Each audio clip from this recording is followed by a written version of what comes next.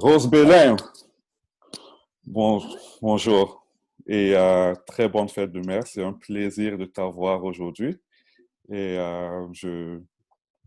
Gégé et moi avons la conviction que notre entretien avec toi aujourd'hui sur le leadership féminin et le management seront instructifs pour tout le monde qui a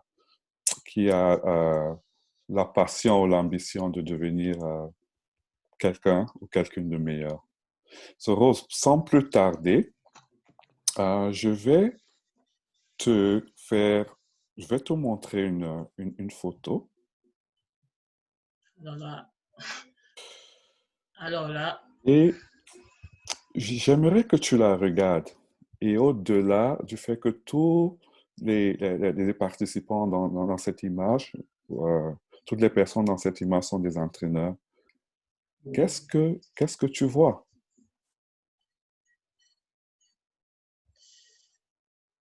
euh, là je vois quand même que je suis la seule fille, hein, la seule femme parmi les hommes. Et voilà, mais c'est un plaisir.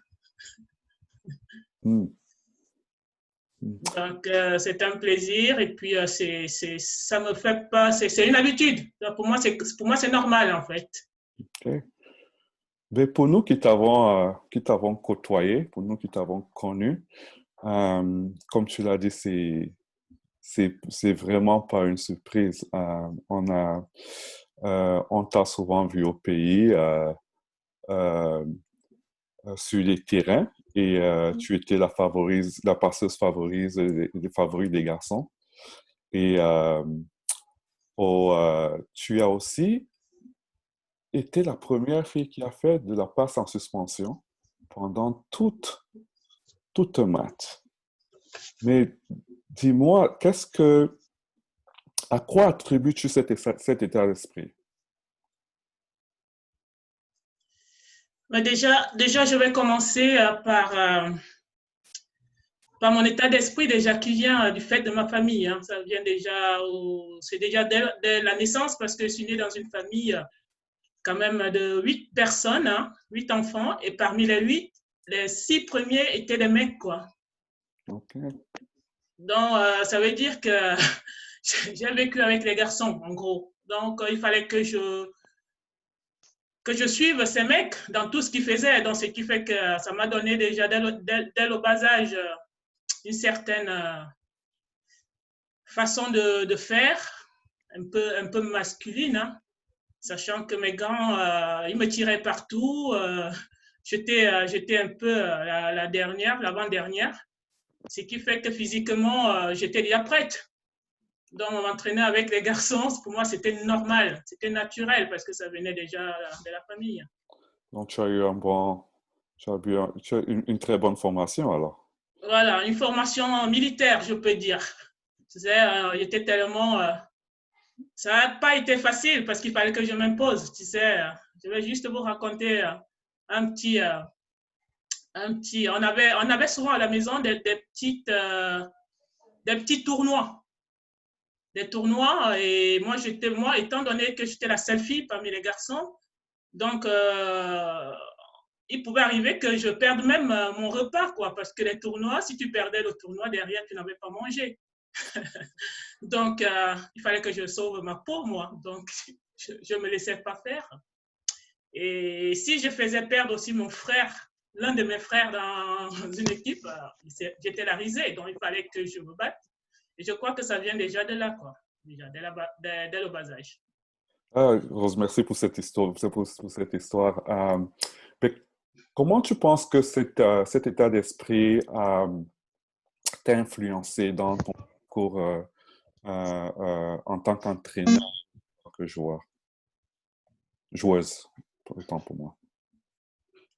À cet état, je pense que ça m'a beaucoup apporté. Ça m'a beaucoup apporté parce que quand tu te retrouves dans un milieu féminin et que tu as un esprit un tout petit peu, entre guillemets, masculin, parce que vu tout ce que j'ai eu au départ, donc je me dis, j'avais quand même un esprit de gagne, quoi. Dès la naissance, dès le bas âge, un esprit de gagne. Et quand tu te retrouves dans un milieu avec les filles, je pense qu'il y a quand même un plus un plus, et le plus, il est beaucoup plus psychologique, quoi.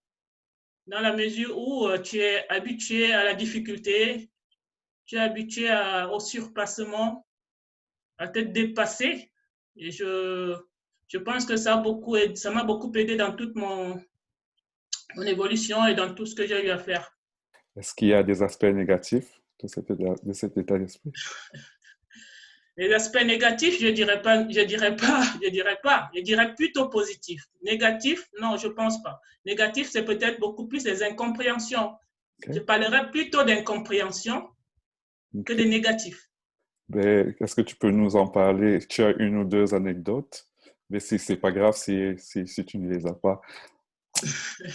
Non, les anecdotes, il y en a beaucoup. Tu sais, à l'époque, quand je jouais, on m'appelait garçon manqué Mm. parce que je traînais toujours avec les garçons. Mhm. Mais les filles ne savaient pas pourquoi je traînais toujours avec les garçons. Moi, j'avais une façon de voir les choses.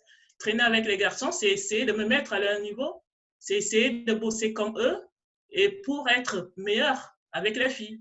Donc, c'était plutôt stratégique. J'aime le mot, c'était stratégique. Et je peux voir que ça n'a pas été, ça n'a pas été d'un impact négatif dans dans, Non, surtout pas. très bien. Mais comment est-ce que maintenant tu essayes de véhiculer ce genre de message à à tes joueuses? Ben, là, c'est une belle question. Il y a plusieurs. J'utilise déjà le fait que j'ai été une joueuse avec beaucoup d'expérience. J'utilise déjà beaucoup cette expérience pour transmettre à mes joueuses.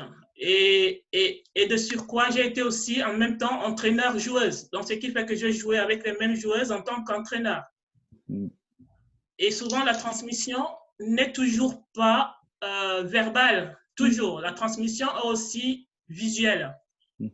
Donc, le fait que je sois aussi joueuse en même temps qu'entraîneur avec mes joueuses, il suffisait juste de montrer ce qu'il fallait faire en étant joueuse et elles adhéraient. Donc, ce qui faisait que pour moi, la transmission était facile dans ce sens en utilisant mon expérience de joueuse, d'une part. Et la deuxième, c'était aussi en tant qu'entraîneur, utiliser aussi et puis la communication. OK. Ouais, je discute beaucoup avec mes joueuses. En parlant de communication, Rose, est-ce que le fait que tu sois un coach féminin a présenté ou bien présente des difficultés dans l'acceptation que les joueurs ou les joueuses ont, ont à tes propos?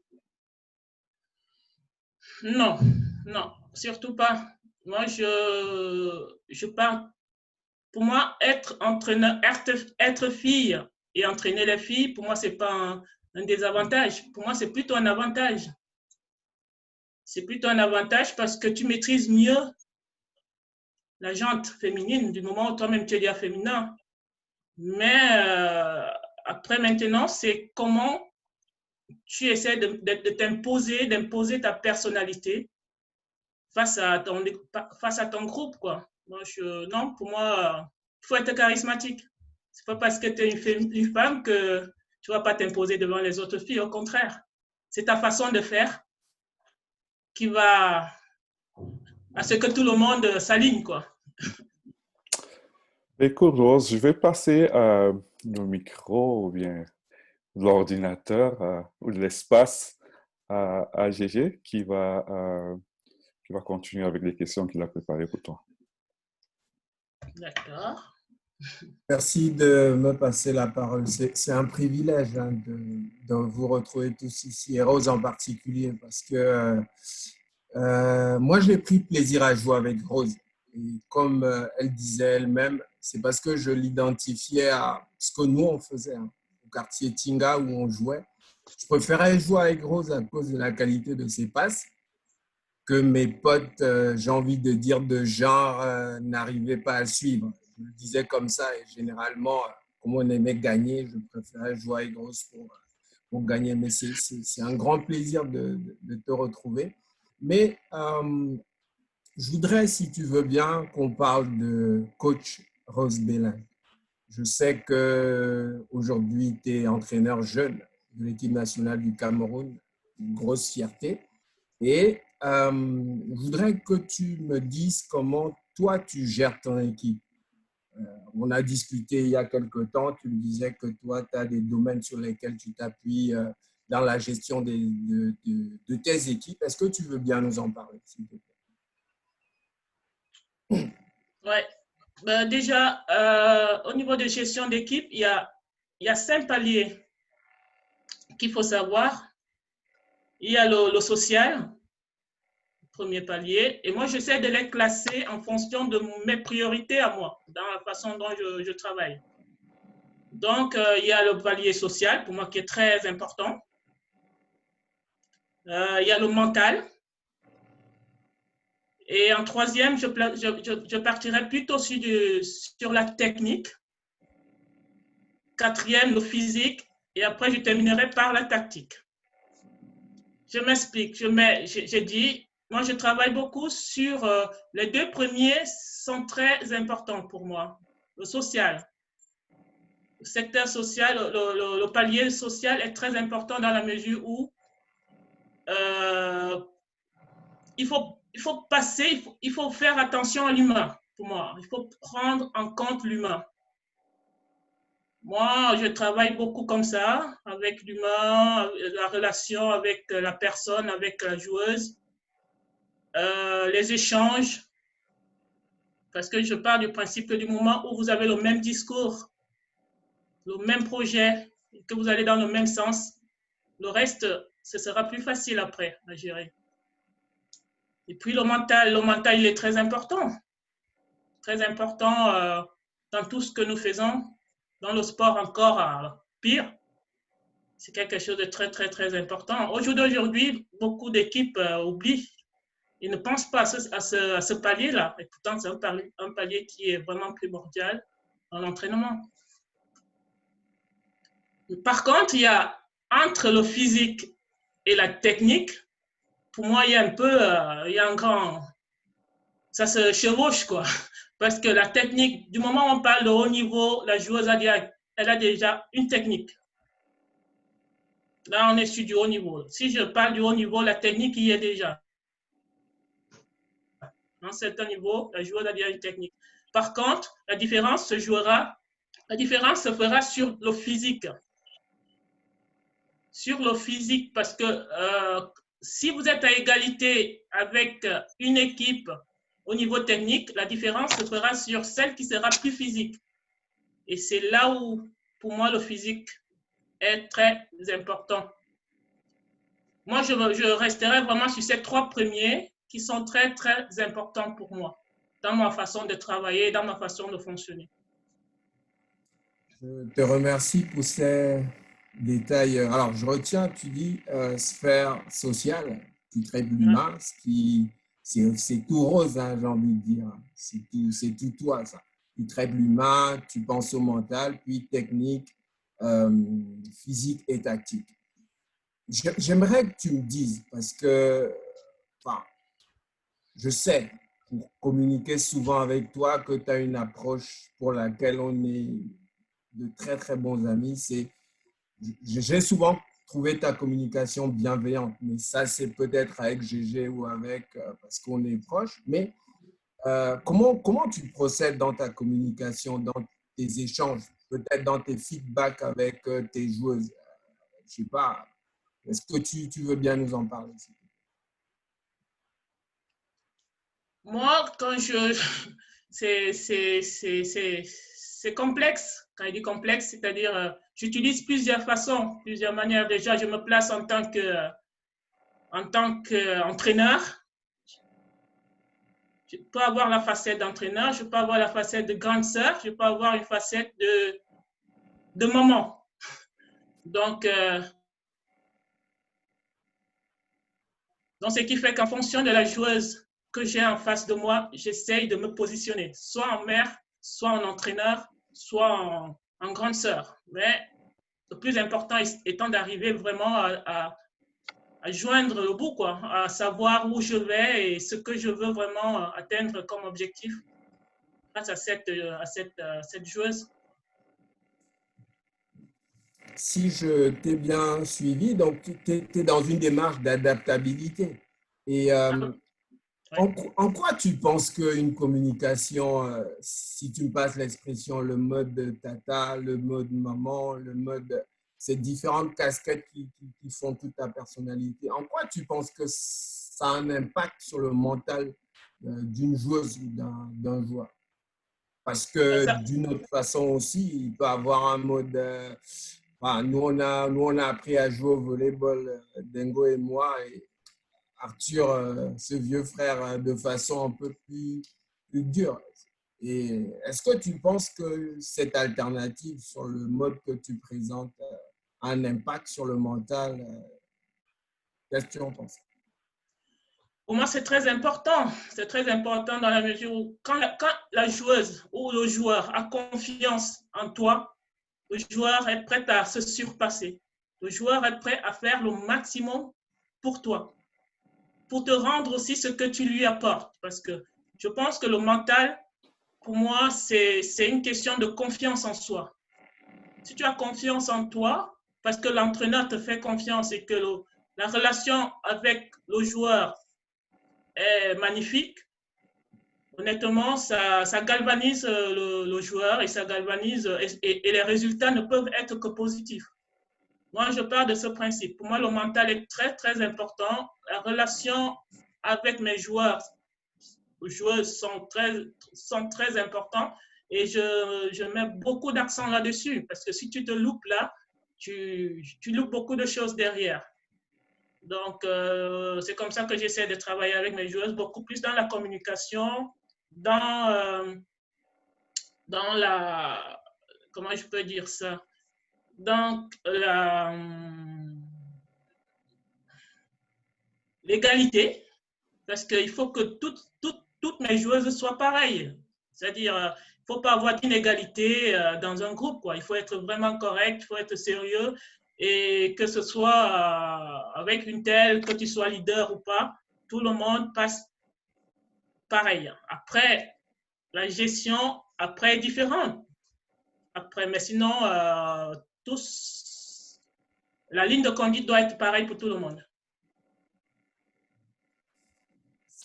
C'est une approche que je voudrais bien essayer avec grand plaisir. Si tu te décides à coacher les garçons vétérans, je veux bien m'essayer dans une de tes équipes avec grand plaisir.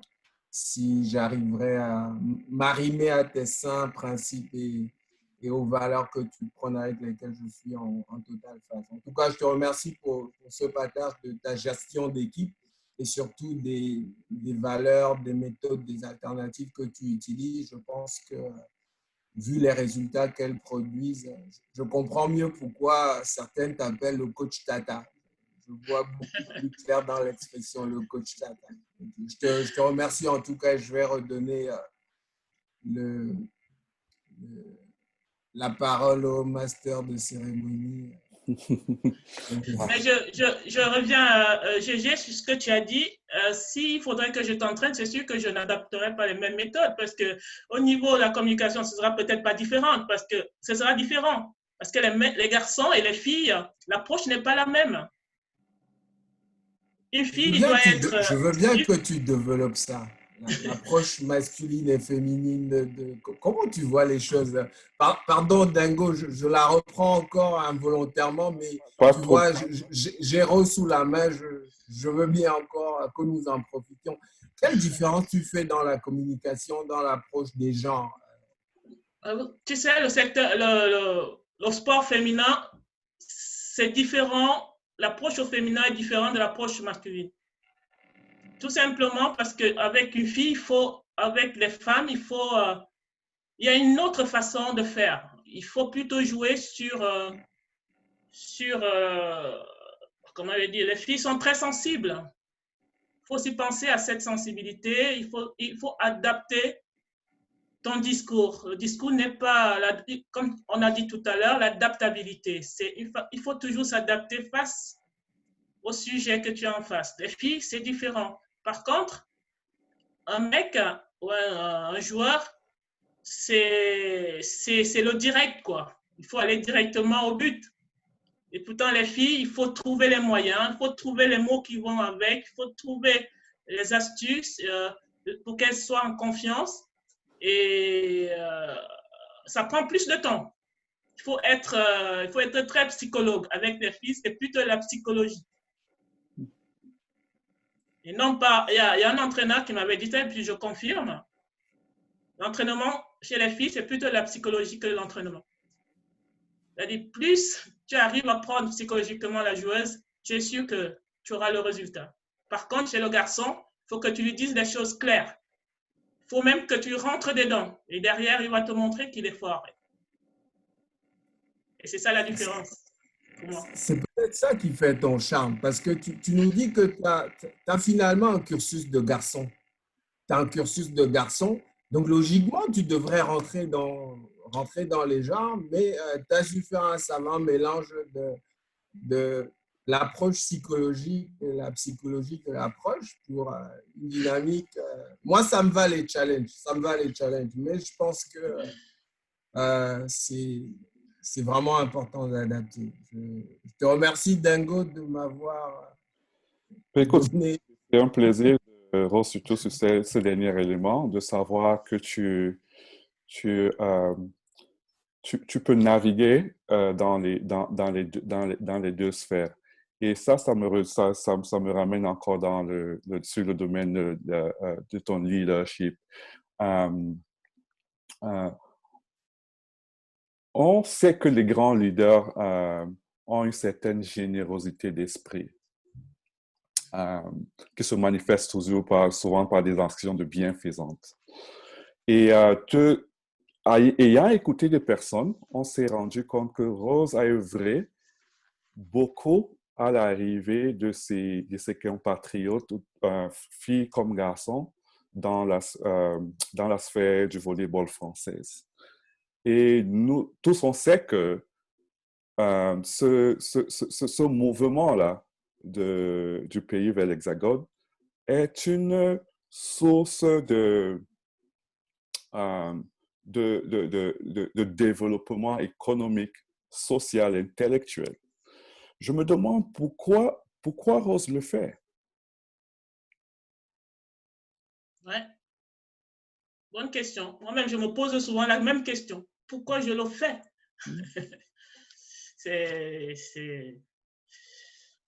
Moi, quand j'essaie de faire des choses, c'est aussi, déjà, je pense, à quelques années en arrière, quand moi-même je commençais, je sais que ça n'avait pas été facile pour moi.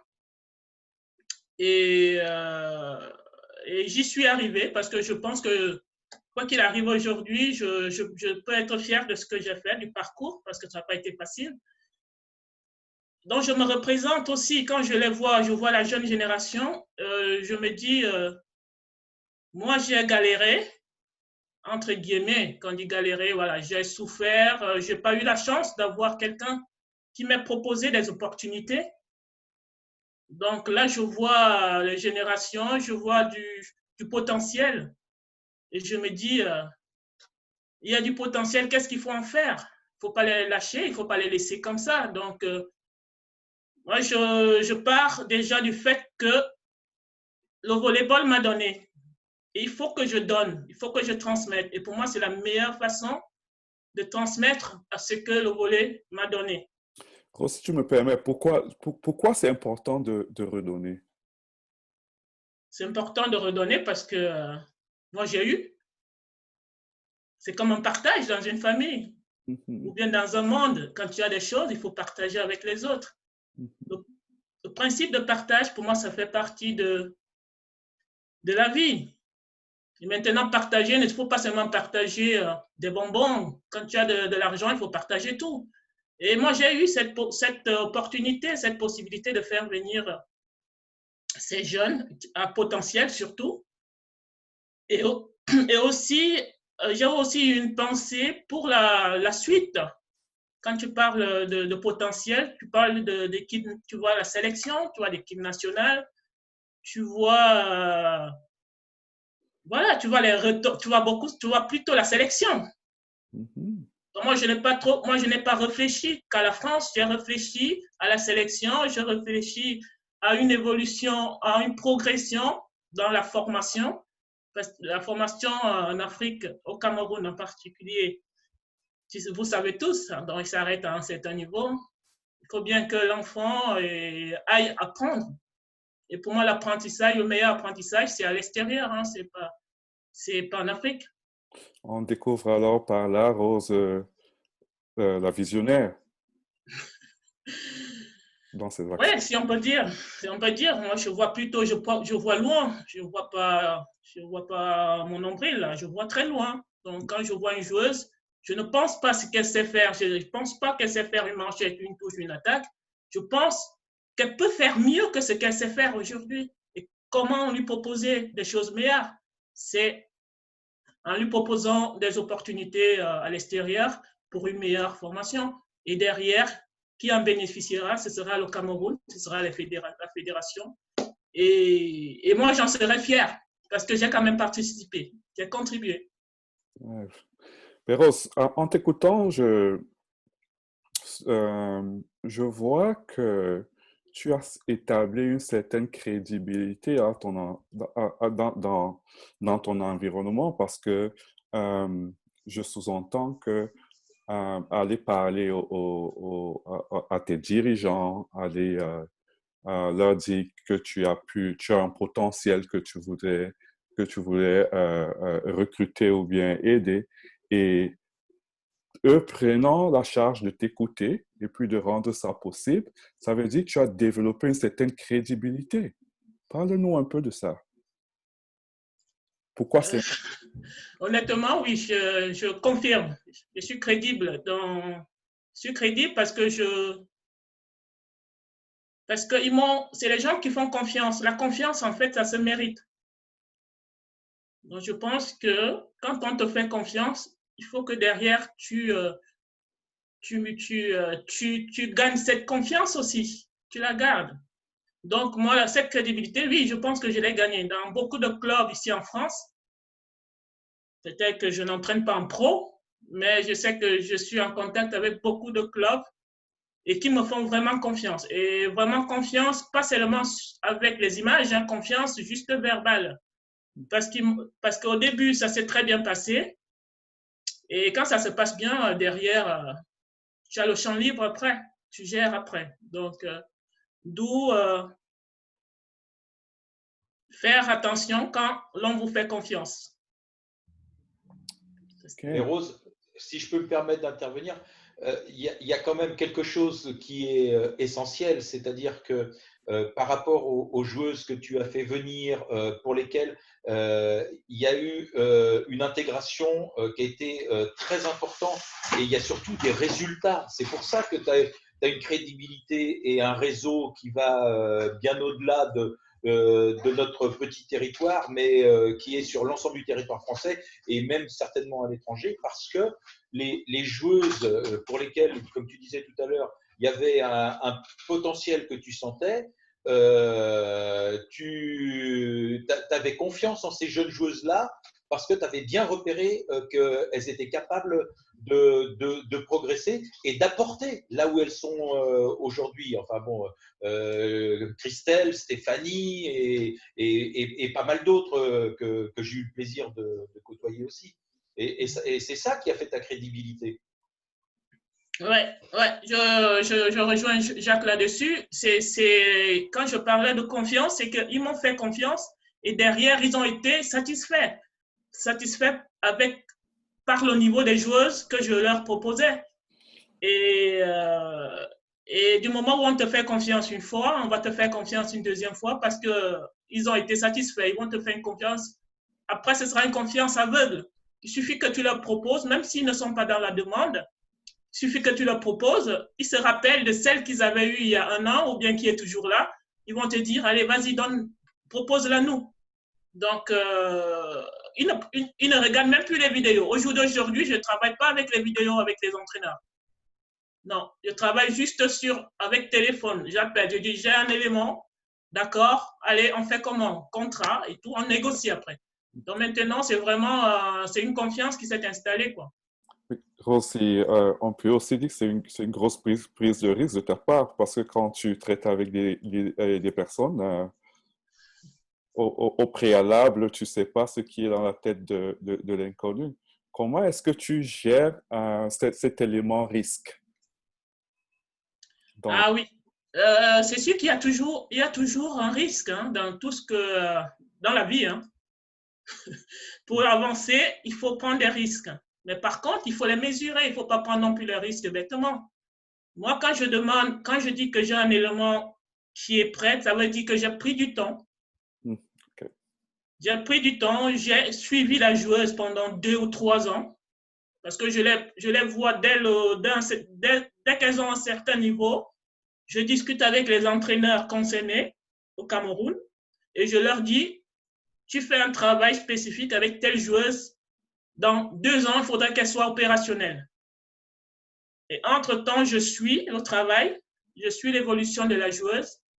Une fois que je me rends compte que c'est le moment, et après, je contacte le club. Donc, en fait, je suis sûr de moi parce que je connais le niveau de l'équipe qui demande, je connais le niveau de ma joueuse. Donc, à partir de là, je sais qu'elle peut s'intégrer et qu'elle peut être un élément sur qui l'équipe peut compter, quoi. Parce que je connais aussi le championnat en France, parce que j'y suis, quoi. Et parce que tu es capable de dire non aussi, Rose. C'est-à-dire que si tu estimes que ta joueuse n'est pas prête, même si le club est en attente, tu es capable de dire non, ça n'est pas le moment. Et si tu es sollicité pour, j'ai un exemple en tête, là, on n'est pas là pour donner des noms, mais tu es capable sur l'arrivée d'une joueuse ou un changement de club d'une joueuse, tu es capable de dire non, ça c'est pas correct. Donc, elle va rester là où elle est, elle va encore travailler. Peut-être on se reverra dans un an, mais voilà. Et c'est ça aussi, c'est-à-dire que on n'est pas sur un schéma où, sous prétexte que tu proposes des joueuses qui arrivent d'un pays africain et avec une culture différente, peut-être avec une formation qui est différente. C'est pas pour ça que tu vas accepter tout, n'importe quoi. Et c'est pour ça que ça fait de toi un interlocuteur qui est un interlocuteur privilégié et respecté. Ouais, c'est vrai, Jacques. C'est vrai ce que tu dis. Venant d'un de tes anciens dirigeants, ça parle de toi, Rose. Et ce qui me dirige vers ma dernière question. Au préalable, je voudrais dire, là, tu viens de nous élaborer la méthode Rose Bellin dans son leadership. Maintenant, Rose, quand tu te projettes vers l'avenir, quelles sont les ambitions du coach Rose Bellin? Les ambitions, honnêtement, c'est continuer. Vous savez, le métier de coach, c'est un métier très complexe. Bon, après, j'ai toujours ma façon de voir les choses et puis de dire que c'est comme la Bible, hein, pour ceux qui connaissent la Bible. C'est vaste, c'est une forêt. On est toujours en perpétuel. On cherche toujours à progresser, on cherche toujours à acquérir de l'expérience, on cherche toujours à se projeter, voilà, à se projeter, à chercher toujours des améliorations.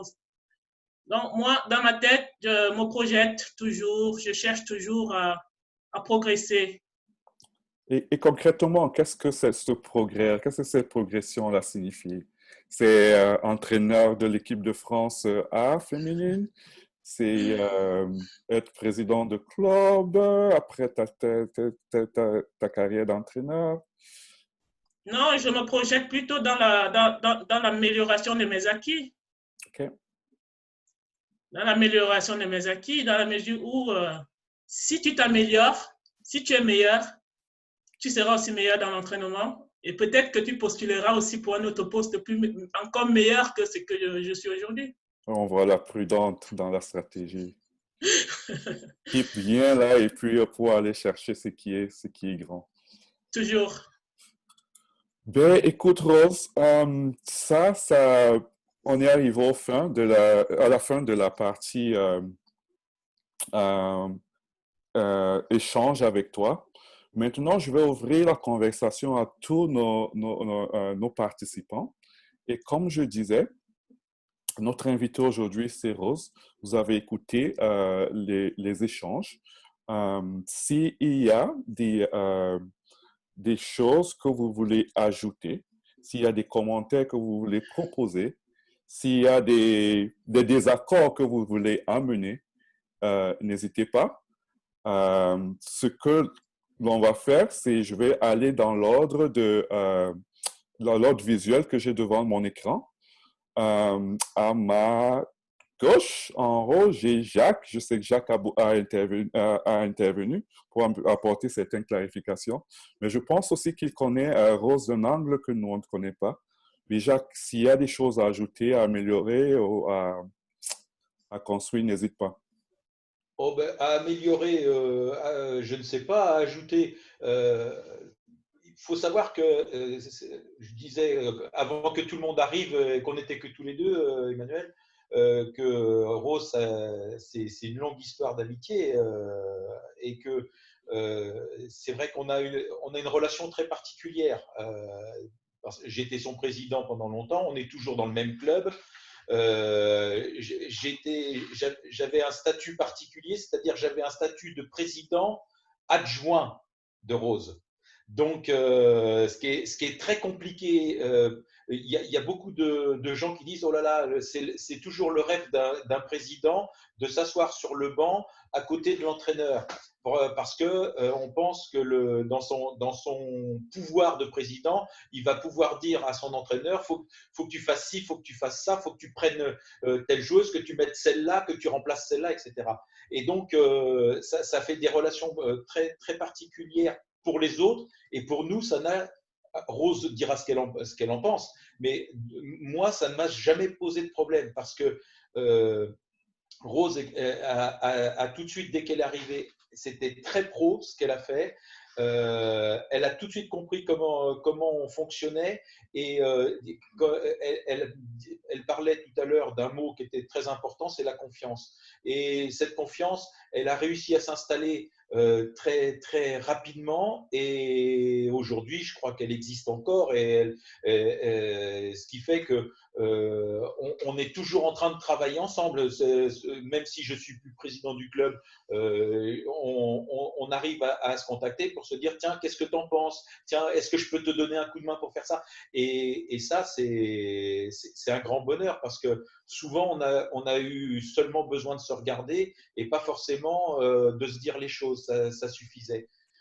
Et ce qui fait que cette personnalité de Rose a fait qu'elle s'est très vite imposée. Elle a très vite mis en place des valeurs qui étaient les siennes. Et alors, je ne parle pas des maximes africaines qu'elle nous amène et qui sont un grand bonheur, voilà, et dans la métaphore. Mais c'est des relations qui sont très singulières parce que ça trait à sa personnalité. Voilà. Merci, Jacques. Dorette, premièrement, je vais demander quelle est ta connexion avec Rose et si tu as quelque chose à ajouter à ce que tu as entendu. Ou... Oui, oui, bonjour à tous. Je vais m'excuser parce que comme on est sur la route et si ça coupe, vous me le faites savoir. Je suis honorée d'être là cet après-midi parce que ça me replonge dans vraiment mon passé très lointain. Rose, c'est une sœur. Et même si on vient des sports différents, je me suis retrouvée dans beaucoup de choses qu'elle a dites, notamment l'enfance, la mixité, les frères, comment aborder un groupe et quelles sont les priorités en fait. Et suite à ça, j'ai une question justement, Rose, par rapport à l'égalité. Alors, tu parlais d'égalité tout à l'heure dans tes 5 paliers sur le social. Alors, moi, je vais plutôt l'orienter vers l'objectivité, surtout quand on entraîne les femmes. Moi, j'entraîne des femmes. Mais ma question, elle est de savoir comment tu traites ou tu orientes ton travail social envers une joueuse très forte. Chez nous, en football, on parle du numéro 10, par exemple, qui est au-dessus de tout le monde. Évidemment qu'il ne faut pas faire des différences pour ne pas casser ton groupe, mais comment tu gères cette relation avec ton top joueur, en fait? Merci.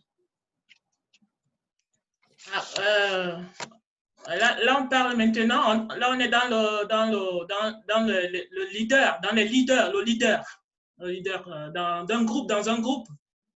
Moi, je dis dans un groupe, il y a plusieurs leaders.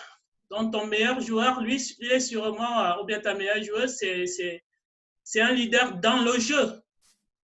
Et maintenant, comment gérer un leader dans le jeu? Ça, c'est complexe parce que il faut surtout faire des choses qui vont dans le sens du groupe, même s'il est meilleur. Parce que sinon, tu risques de perdre ton groupe.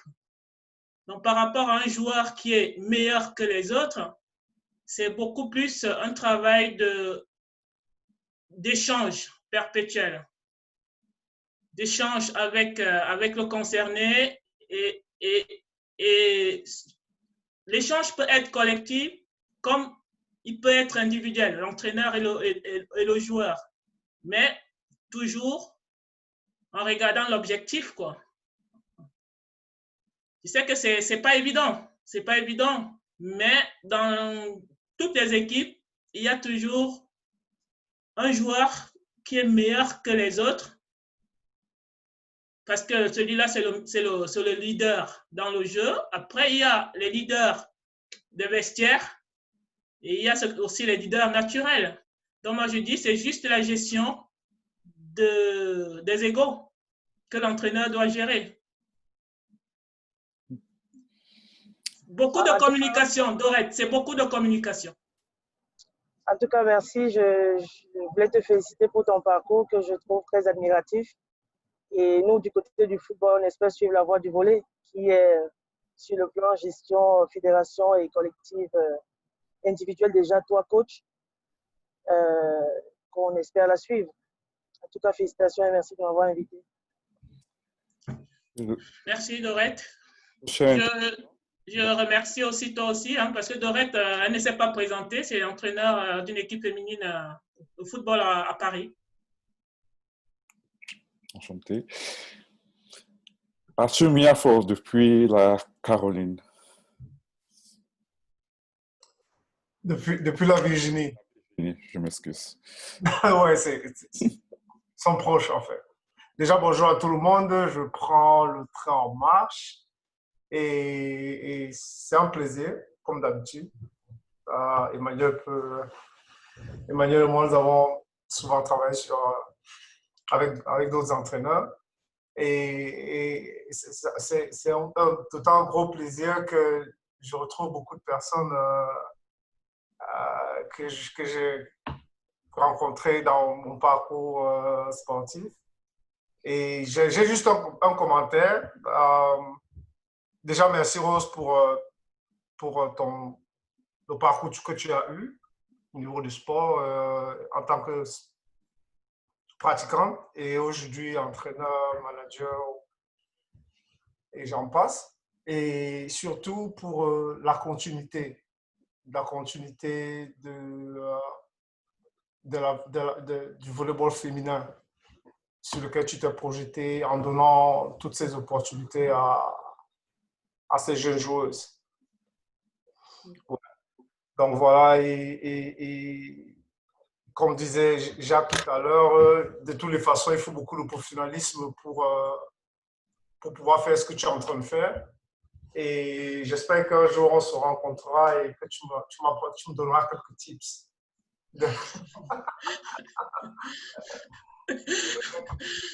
Ton travail, quoi. Donc voilà, je n'ai pas de questions particulières. Je voulais juste trouver un commentaire. Et puis être là pour écouter, quoi. Christelle, si tu nous entends. Christelle n'est pas là. Allô? Allô? Marie, tu C'est- m'entends? Oui, Marie, on t'entend. Là, on est, on a eu à suivre Rose et actuellement, on est en train de lui, d'intervenir sur ses propos ou bien d'amener certaines clarifications ou bien de lui faire se souvenir de certains événements. Donc, si tu as quelque chose à ajouter dans ce que tu as pu l'entendre dire.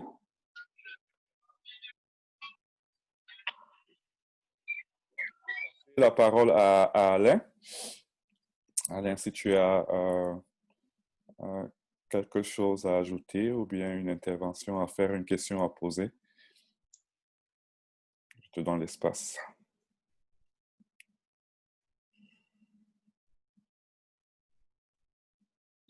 Oui, allô? Allô? Oui, allô? Mhm. Allô? Allô? Oui, vous m'entendez là? Et on t'entend bien, Alain. Ce Ouais. serait mieux si moi je te voyais encore. Je te taquine. Non, non. Moi, je n'ai pas grand-chose à ajouter, hein, parce que, comme a dit Jacques, on fait partie du même club. Je connais aussi le professionnalisme des Roses. En fonction de la thématique d'aujourd'hui, je sais aussi, je connais son parcours. Je sais comment elle a traversé beaucoup des étapes par rapport à, grâce à son courage, à sa détermination, à, à sa façon de croire à son destin. Donc, je pense qu'elle s'est forgée cette personnalité-là. Et par rapport au leadership dans le sport féminin, elle fait partie aussi voilà, de ces exceptions-là et d'où son parcours. Donc, voilà, c'est une passionnée du sport. Elle aime ce qu'elle fait. Donc, forcément, derrière, il y a des résultats. Donc, voilà, sur tout ce qu'elle a dit, j'ai rien à ajouter là-dessus. Hein. Donc, voilà tout ce que je peux apporter comme contribution. Écoute, merci Alain. Je pense aussi ta perspective de selon Rose ne s'arrête pas juste au fait que tu la connaisses. Mais je n'en dirai pas plus. Euh, on a eu deux personnes très importantes nous ont rejoints. Je vois Madame Moïse, je vois Ruffin et Bagne. Juste pour vous mettre dans la mouvance pour les 5 minutes qui nous restent, est-ce que vous pouvez nous dire quelque chose selon votre expérience avec Rose Bélin qui vous a marqué sur la personne? Moïse?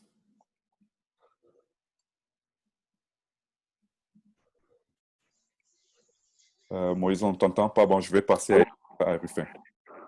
Excusez-moi, je ne sais pas si on m'entend, je ne maîtrise pas trop l'outil Internet. Je m'appelle Zoa Larissa. Je ne sais pas si on m'entend. Donc, j'ai essayé de farfouiller pour être au niveau où je suis là avec vous, mais je ne sais pas si on m'entend, si on m'écoute. Si on m'écoute, si vous pouvez me... Et là, Si vous pouvez me... on Si t'écoute. vous pouvez... Toi, tu nous Vous écoutes. m'écoutez? Oui. D'accord. Je ne sais pas, je suis sur le téléphone, mais je ne maîtrise pas. Là, tu me vois, monsieur? On vous entend. Je pense que ça, c'est le plus Je ne me vois pas. Ok, c'est mieux. Ok, bon, moi, déjà, je vais me présenter. Déjà, c'est Larissa. Je suis une ancienne joueuse de football. J'ai joué avec Bélin, qui est footballeuse. Et franchement, je profite de l'occasion aujourd'hui pour dire ce que j'ai toujours ressenti, ce que j'ai toujours vécu avec elle. C'est une joueuse exceptionnelle. C'est quelqu'un qui a marqué mon enfance et tout, qui avait une très grande puissance, une force. On n'a pas été surpris dans notre jeunesse qu'on puisse en même temps la sélectionner à l'équipe de football féminin parce qu'on l'a présélectionné à l'équipe nationale. En même temps aussi, le volley la prenait, mais malheureusement, elle a choisi le volley. Donc, je la connais beaucoup plus au niveau du football où elle était exceptionnelle.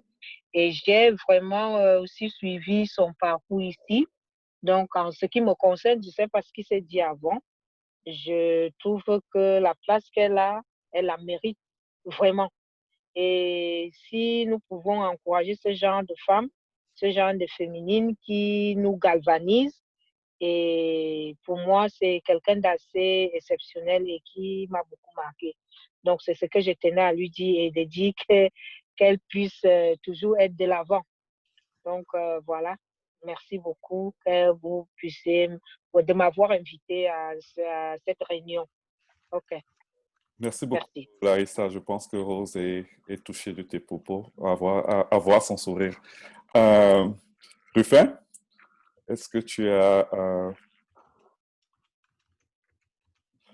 Là, on ne t'entend pas, Rufin. Si tu puisses ouvrir ton micro. Là, c'est bon? Ouais. Écoutez, j'ai tout loupé, hein, donc je ne connais pas Bénin, j'en ai entendu parler. Et, je voulais la découvrir lors, n'est-ce pas, de cette réunion. Mais malheureusement, j'arrive un peu tard, quoi. Tant pis pour toi. C'est vraiment dommage. Et je pense que Emmanuel a enregistré la conférence. Tu pourras te faire un replay tranquillement, mais c'est déjà bien que tu aies pu venir parce que moi, j'ai vu que tu avais vraiment envie de venir. Tu as tout fait pour venir. Bah, c'est un plaisir que tu sois là. C'est Emmanuel qui change les donnes.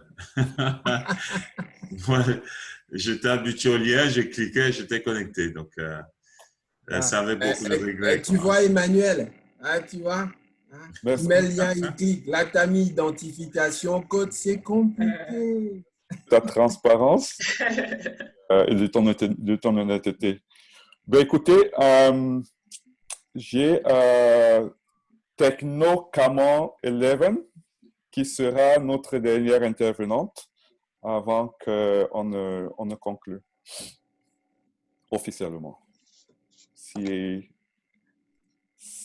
tu peux ouvrir ton micro.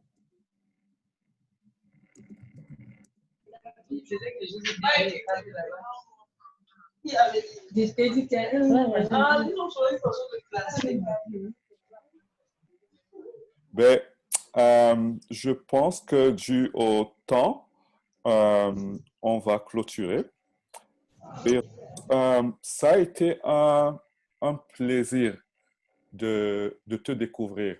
C'est le plus souvent, on connaît ce qu'on voit, mais par ce genre d'échange, on apprend de ce que tu dis et des personnes qui t'entourent. Tu es un leader de qualité. J'ai vu quelqu'un qui a pu arriver dans un contexte et créer une atmosphère de confiance par son intégrité et son professionnalisme. Et aujourd'hui, je pense que beaucoup de générations te regardent et s'inspirent de toi. Et nous te disons merci. Et si tu as un mot de conclusion, pour un mot de conclusion, que tu voudrais échanger, tu peux juste ouvrir ton micro.